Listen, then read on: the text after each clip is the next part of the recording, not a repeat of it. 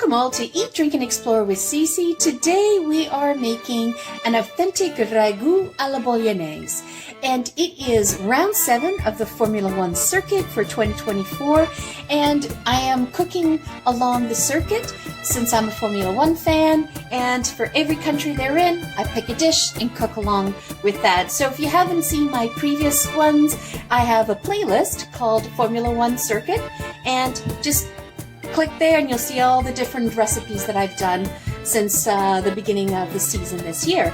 So this year they are in Italy, specifically in Emilia, Romagna.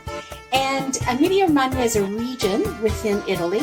It is considered one of the most wealthiest and most developed region in Europe. It has like the 3rd largest GDP, but it is home to the Renaissance cities of Modena, Parma, Ferrara, and Ravenna, of course. And it has so many UNESCO World Heritage sites that I can't even begin to mention. But it is like the center of food of Italy. A lot of the foods that we all love and crave have started out of this section here. So what I thought I would do is do an authentic bolognese. There are many variety of bologneses out there, and every family does it their own. So I did some research, and what I found is that the authentic bolognese recipe was registered with the Chamber of Commerce in Emilia Romagna. So it is official that this is the official recipe that was developed in the 18th century, and I have not modified it at all, for the exception of some of the recipes are calling for white wine, but many of them nowadays, today, are substituting the white wine with Chianti, which is a Sangiovese grape in there. So let's go through the ingredients and see what we have. So we're going to be doing this authentic, and so we're going to be doing a soffritto, which in French terms, it's called a mirepoix, which is celery, carrots, and onions. But it's super important that you chop them super, super fine, as small as you possibly can. And that goes for the carrots, the celery, and the onion. So I have a half a cup of carrots, half a cup of celery, and half a cup of onions. And why is it important for us to chop these really, really tiny? Because when you're doing the soffritto, the mirepoix, the base, what you want to do is eventually you want these vegetables to melt into the meat, and so that you don't see that. You don't want to see chunks of vegetable. You just want to have it sort of melt down, because this recipe that we're going to be doing is traditionally known as the Sunday sauce. And you would, the nonas and that would start it in the morning and have it on there all day, ready for lunch. And so once we get this stewing in that, you're going to just put it on low and simmer it for an hour and a half to 2. So I'll take you through the steps, so don't worry. So the next thing we have is we have a cup of wine. As I said, we're using Chianti, which is a Sangiovese grape. We've got 3/4 cups of pancetta. Okay, do not use smoked pancetta. You want to just use plain pancetta. Pancetta is bacon, streaky Italian bacon. You could substitute it with regular bacon if you wanted to, or if you are not eating pork products, you could replace it with turkey bacon or completely omit it. It's up to you on that. And we've got 2 cups of milk, and this is whole milk. You don't want to use skim milk. You don't want to use 1% milk. 2% milk, you already sort of pushing around. You want to have a whole milk, something that has some fat to it. If you wanted to use maybe a 5% cream or a 10% cream, that could also help. And that's going to help bring the sauce together at the end, introduce the velvety softness to the meat, cut down on the acidity of the wine in there as well. And then we have some salt, we have cracked pepper, that's all going to be to taste, and 1 bay leaf that we'll add in. And I have 3 tablespoons of tomato paste. And for the original, if you go back to before the 18th century, they never really utilized tomatoes, but the modern version does use tomatoes. So I'm using a strained tomato passata. I don't want to have whole tomatoes in there because I have to stew them all down and then I have to mush it all down. So I might as well just use the strained passata in there. It's highly used in Italy as well. And then of course I've got the tagliatelle. And this dish should be eaten with the tagliatelle. It shouldn't be eaten with spaghetti. If you don't have a tagliatelle, you might want to replace it with a short pasta, such as a macaroni. Or you could replace it with a pasta like this. It's very short tube and it's got lots of ridges and the meat can go in there. It's totally up to you, but I'm going to use tagliatelle. That's the one in through there. I picked that up the other day. And then for the meat, we are using a combination of lean ground beef and pork. Now, if you don't eat pork, just completely replace the pork with lean ground beef, not a problem. Or if you like lamb, you could replace it with lamb, or you could replace it with veal. Originally, this recipe did have veal in it, but over time, it sort of morphed over to being a beef-pork combination. So again, whatever your dietary restrictions are, you can play around with that. But either way, it should work. So what we're going to do is we're going to go over to the stove and we're going to start doing the soffritto, the mirepoix, get that going. And then we'll add in the pancetta and then do the meats and we'll take you through. The also thing is you're going to have some beef broth in there. If you do not use wine, for whatever reason, then you can replace the wine with the beef broth. It'll do exactly the same in there. Okay, so let's move over to the stove. Okay, so one of the things that you want to do is you want to use a pot that is big, that's broad, because you want to have a bigger surface for the meat to sort of saute through it in there. So one of the things I forgot to mention when we were going through the ingredients list is, of course, you have to start with some olive oil. So put that to taste. I would recommend you use extra virgin olive oil.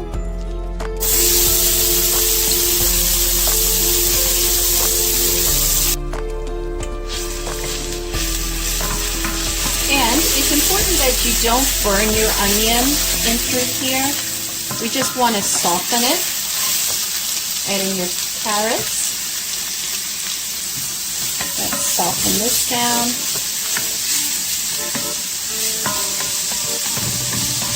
Just want to give it a head start.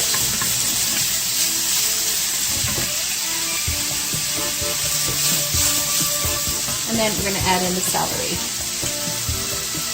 So you see how I cut them all, I chopped them all the same size. And there's a couple of reasons. Is one, you want to chop them all the same size because then that means they're all cooked evenly at the same time. And the other thing is we want them small because when we're cooking it in the meat and we're braising it down in the meat, eventually we want this completely softened so that it dissolves into the meat sauce. And this is called, in Italian, it's called a soffritto, and the French refer to it as a mirepoix. The Spanish also call it a soffritto. It's a very popular base in Italy to start dishes. Soften that down a little bit. And then once I get that softened down a little bit more, I'm going to then add the pancetta and render that down before we add the meat. Okay, so we're going to add in the pancetta. And so what I want to do is I want to make a space in the middle. Just move those off to the side. And we'll put the pancetta in the middle and render it down.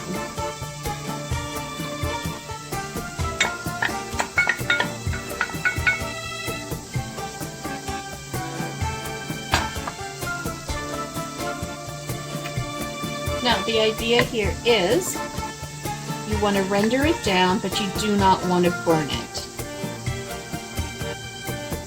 that go. And then just check on it every couple of minutes. And the idea of rendering down the pancetta is you want all of the fat from the pancetta to render down, and that is adding layers of flavor to your dish. Again, if you don't eat pork, you can completely omit this or add turkey bacon in through there. Now, if you are adding in turkey bacon, this step's going to go really, really quickly because there's not a lot of fat on turkey bacon.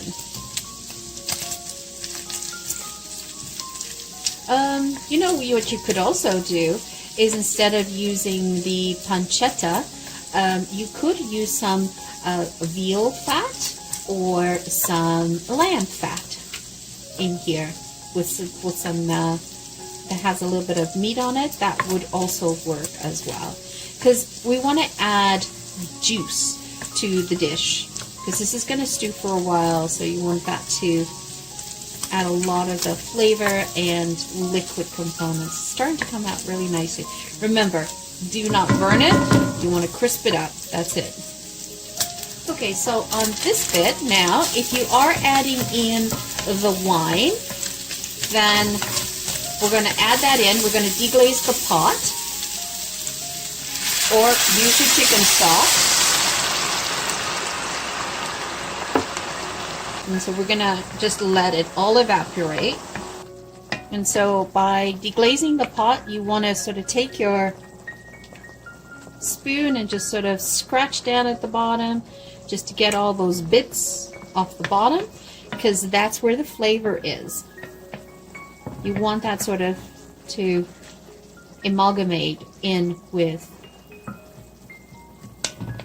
your vegetables in here. So we'll just let that cook. I just sort of let this cook off for about 5 minutes. You'll know when the alcohol has been cooked off because you won't smell any alcohol. Right now I can still smell it, so just let it cook off. Now, the whole thing about this dish is we are not going to season it until the very end, meaning we're not going to put salt and pepper until we're ready to do the final stages. And that's an important thing to remember here. And you also notice that I did not add in any garlic, right? Because this traditional dish does not call for garlic at all. Definitely all evaporated. And so the next step is we are going to add in the pork. So the pork meat is the first meat that you're going to add in, and you're going to render that down first, and then the beef. You could use, I'm using lean pork. You could use medium. The same thing with the beef.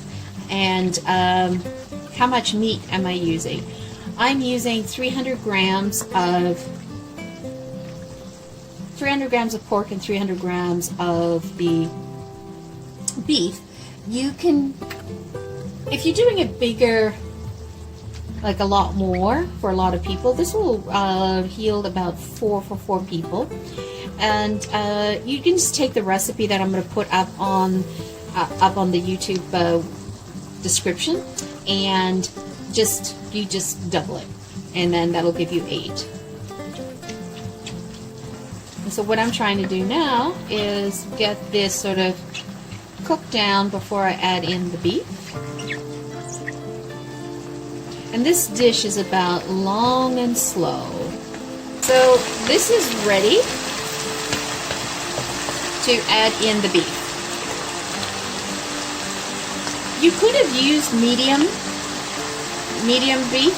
I'm using lean, and I find extra lean is way too lean for this dish. If I was doing 100% beef and not adding the pork, I would probably do half lean and half medium. I would not do extra lean. You need that bit of fattiness in this dish. It's starting to smell really good. See, like, you don't even know that you added wine to this, but you have those flavors in there. Okay, so now we're ready. I'm just going to turn this down to medium. We're now ready to add in the tomato, the passata, and the tomato paste. And then what I do to make sure I get all the tomato out of the passata jar is I will put a little bit of beef broth in there and shake it up, and I'll get all those remnants. And we're going to add in tomato paste. The idea here is you don't want to make this sauce tomatoey, because a ragu is not about tomato sauce. All right, this will all sort of blend in and create a back flavor. And now this is all about simmer.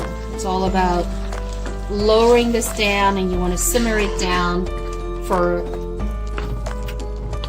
at least an hour and a half.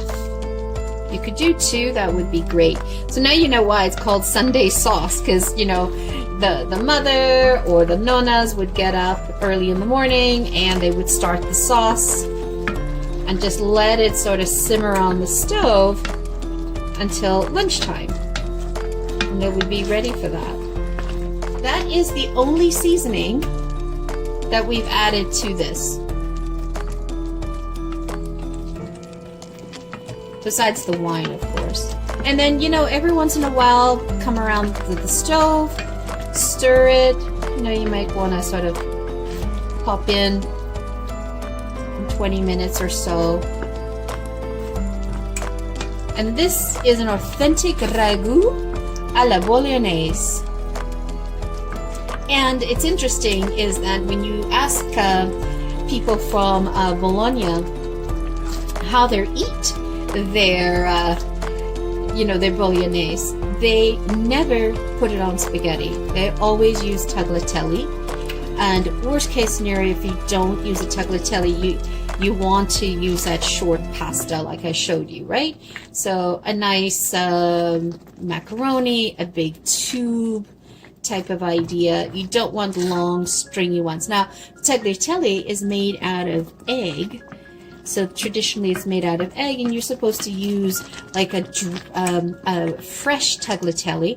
I could not find fresh tagliatelle at the market that I shop at, but I did manage to find the dry, so I'm making the best I can with that. And so now I'm just going to add in the lid and just let that simmer down. Okay, folks. So it's been 2 hours since I've had this on the stove simmering, and it was on my simmer, and you can see that all that tomato passata that we put on evaporated as it cooked through. See that? That is perfect. So now what we're going to do is we're going to season with the salt. As I said, it's salted to taste, and I would be generous, and I'm just going to give it a taste. It's a wonderful sweetness coming off the tomato, but I could definitely taste the acidity of the tomato. Okay, so you want to crack some pepper to taste, and then we're going to pour in the milk, and you want to add that in slowly at a time, and you want to incorporate that. Now, I did say that we had 2 cups of milk, but it's going to be based on how much meat ragu you have left in the pot after you've cooked it. You know, you've braised it or cooked it down for 2 hours. So I just put in half a cup at a time. So this is the first cup. And I enjoy having some peppercorns in my sauce, and that just gives you a little surprise when you go to eat it. Remember, I'm all about the flavor. Now, what does adding the milk do to the sauce? So adding the milk to the sauce, you do it a little at a time like I showed you. And so in a classic bolognese sauce, whole milk is a critical function of the sauce, because what it does is it helps soften the acidity that you get from the tomato and the wine. Okay, and also the milk has the fats and the proteins of the milk. It actually gives the meat sauce a very pleasant softness. It makes the classic bolognese sauce have this velvety, delicate texture. So we'll just add in a little bit more. So far I've added 1.5 cups, because I have 1/2 cup left. I'm doing it very slowly. And you notice that as I'm adding in the cream, the hue of the sauce changes. It has a pinky rosé color to it. And I think that's it. I'm not going to add in the other 1/2 cup. So I've added 1.5 cups of the whole milk in here. So please don't use skim milk or 1%. You need a heavier milk, a whole milk. A minimum, like at least if you're going to do milk, minimum you should have is 2%, but try to get whole milk, 3%, you know, or go into like the cooking cream of 5%, 10%, 15%. This is perfect. It's exactly the texture that you want. Look at that. And you see why we chop down all the vegetables down to very, very finely chopped, is because it sort of amalgamated itself into the sauce, and you can't tell that it's there. So it's really there as a back flavor to it. And then we're just going to remove the bay leaf. Once you've combined all your milk into the sauce, what you want to do is you sort of want to blend it together and heat it through. You're not bringing this to a boil or anything like that. You just want to heat it through gently and then season it as you go. Season it to taste. Add as much black pepper that you want and salt. So you see, out of the 300 grams of beef and the 300 grams of pork that I added in, we've got quite a bit of sauce here that we can use. Perfect. All right, so let's move over. I'm going to make the tagliatelle off camera, and then we'll go to plate. Okay, so now let's go ahead and plate this. So definitely want to do these in a couple of layers. So now just put in a scoop, and you don't want to over sauce this, just a little bit. Then we'll add in some more pasta on the top.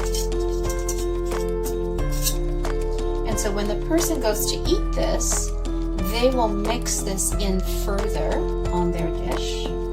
And then I like to finish the dish off with a little bit of finishing sauce. This is just fleur de sel and a little bit of this just free-dried parsley. You could do fresh, just didn't have any handy, and voila. And I wouldn't put lemon zest on this. I wouldn't put Parmesan cheese. Purists don't eat this with Parmesan cheese on it. They want to just keep all the flavors authentic.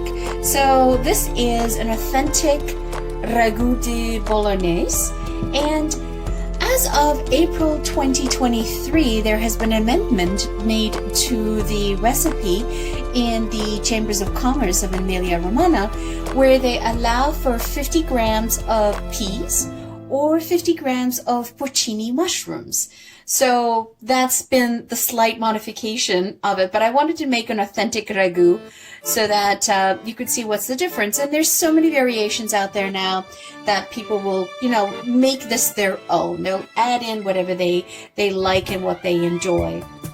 So there you have it, Ragù alla Bolognese, and this is for the round 7 of the Formula 1 that is racing in Emilia Romagna, and it's actually they're actually racing in Imola, Italy, and it is the San Marino Grand Prix old track that they're racing on, and they didn't race there in 2023 because there was floods.